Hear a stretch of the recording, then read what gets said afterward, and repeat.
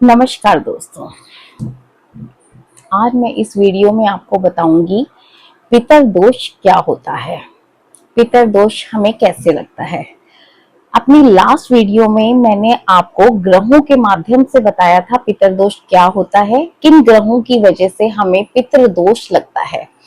इस वीडियो में मैं आपको बताऊंगी बिना कुंडली देखे, बिना ग्रहों की नॉलेज के आप कैसे जान सकते हैं कि आपको पितृ दोष है या नहीं है।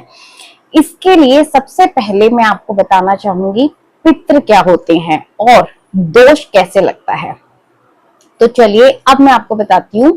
पितृ कौन होते हैं और उनसे हमें ये दोष कैसे लगता है। पितृ पितृ कौन होते हैं? ये पितृ हमारे जनरेशन टू जनरेशन चले आते हैं, हमारे घर के बड़े बुजुर्ग, उन्हें बोलते हैं पितृ, जो हमारी पिछले जनरेशन से चले हुए आते हैं। जैसे आपके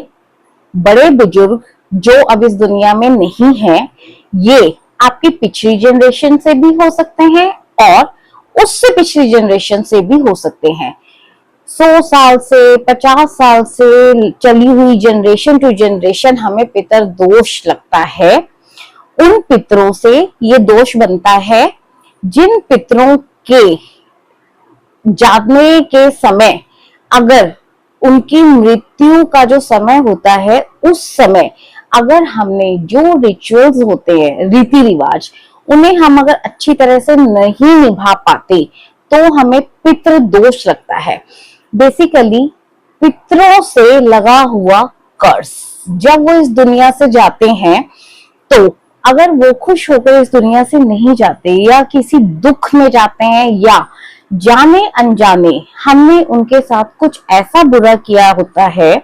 जिसकी वजह से वो जाते हुए हमें कर्ज करके जाते हैं, इससे लगता है पितृ दोष। वो हमें कर्ज क्यों करते हैं, किस वजह से हमें दोष लगता है। अगर उनके मृत्यु के समय वो किसी बहुत बड़े दुख से गए हैं, कोई ऐसा दुख उन्हें मिला है जो हमने उनके साथ जाने अनजाने में गलत कर दिया है और वो जाते हुए हमें कर्ज करके गए हैं, या फिर उनकी मृत्यु के समय जो रिचुअल्स होते हैं, आप सब जानते होंगे ज्यादातर हमारे सनातन धर्म में 13 दिन के रिचुअल्स माने गए हैं, 13वीं की जाती है। लेकिन आजकल लोग समय कम होने की वजह से या किसी भी मजबूरी की वजह से,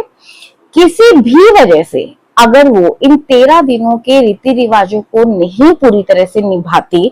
तो हमारे पितरों से हमें ये दोष लगता है, उनकी आत्मा को पूरी तरह से शांति नहीं मिलती है और वो हमें ये दोष लगा देते हैं। जैसे मैंने आपको बताया कि या तो हमने उनकी मृत्यु के समय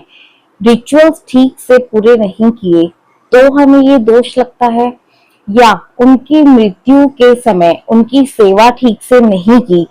तो हमें ये दोष लगता है, या फिर कभी कभी ऐसा भी होता है कि उनकी जाने के समय में किसी ने उनकी कोई प्रॉपर्टी अपने नाम करवा ली उनकी इच्छा के विरुद्ध, या उनके इच्छा के विरुद्ध कोई भी ऐसा काम किया है जो जाते समय उनको दुख देकर जा रहा है। जाते समय मिलने वाले दुख से ये दोष बनता है, वो हमें ब्लेसिंग्स की बजाय कर्ज करके जाते हैं, उनका ये कर्ज ही हमें पितृ दोष बनता है।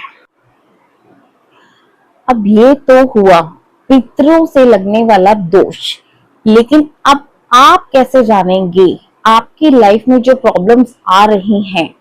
वो पितृ दोष की वजह से आ रही हैं या नहीं। तो ऐसी कौन कौन से लक्षण होते हैं, ऐसी कौन कौन सी प्रॉब्लम्स आपको लाइफ में सफर करनी पड़ती हैं जिनसे आप ये पता लगा सकते हैं बिना ग्रहों की नॉलेज के और बिना कुंडली देखे कि ये सब पितृ दोष की वजह से हो रहा है, हमारे बुजुर्गों के जो अब इस दुनिया में नहीं है उनके कर्ज की वजह से हो रहा है या नहीं। तो अब मैं आपको कुछ ऐसे लक्षण बताऊंगी जिनसे आप इजीली ये पता कर सकते हैं कि आपको पितृ दोष है या नहीं। सबसे पहले, आपके घर में बीमारियां आती रहेंगी, कोई ना कोई हर वक्त बीमार रहेगा, आपका सारा पैसा बीमारियों में जाएगा,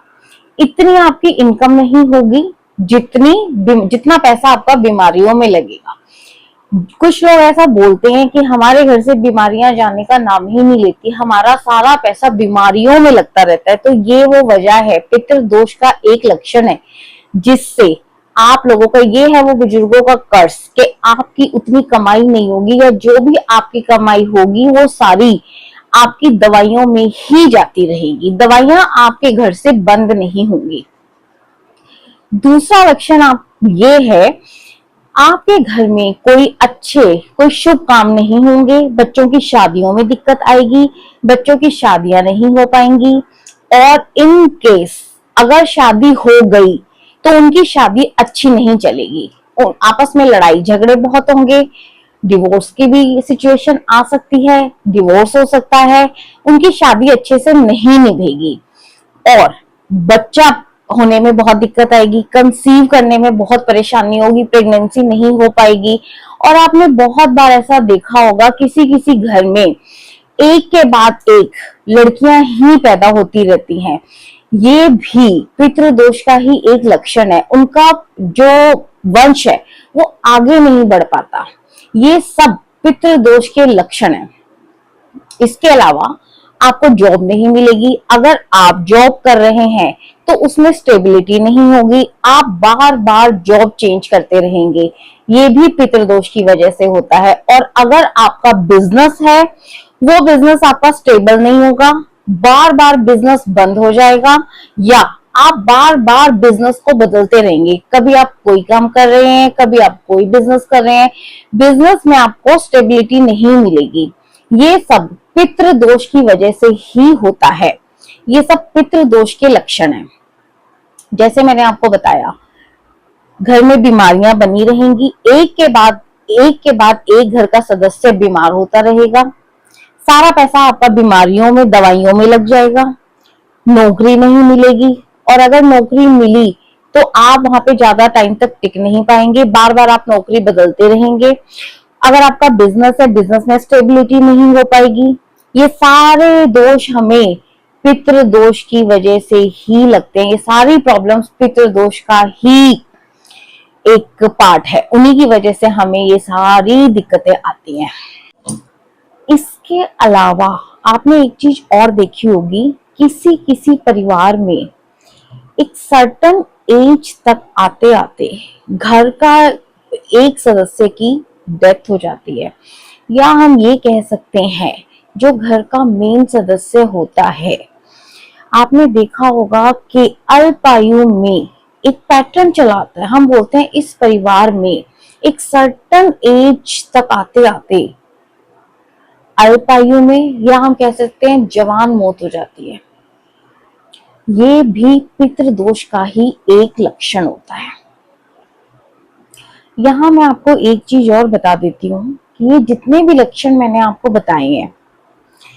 पितृदोष के लिए ये सब लक्षण जिम्मेवार होते हैं, लेकिन हम सब जानते हैं, हम सबकी लाइफ में कुछ ना कुछ प्रॉब्लम्स आती रहती हैं। अगर कोई एक वजह है, कोई एक प्रॉब्लम आपकी लाइफ में भी आ रही है, तो हम इससे ये नहीं कह सकते कि ये पितृदोष की वजह से है, क्योंकि अगर आपको पितृदोष है तो ये लक्षण जो मैंने अभी आप लोगों को बताए हैं, तो इसमें से कम दो से ज्यादा लक्षण अगर आपकी लाइफ में आ रहे हैं, ये जो प्रॉब्लम्स मैंने आपको बताई हैं,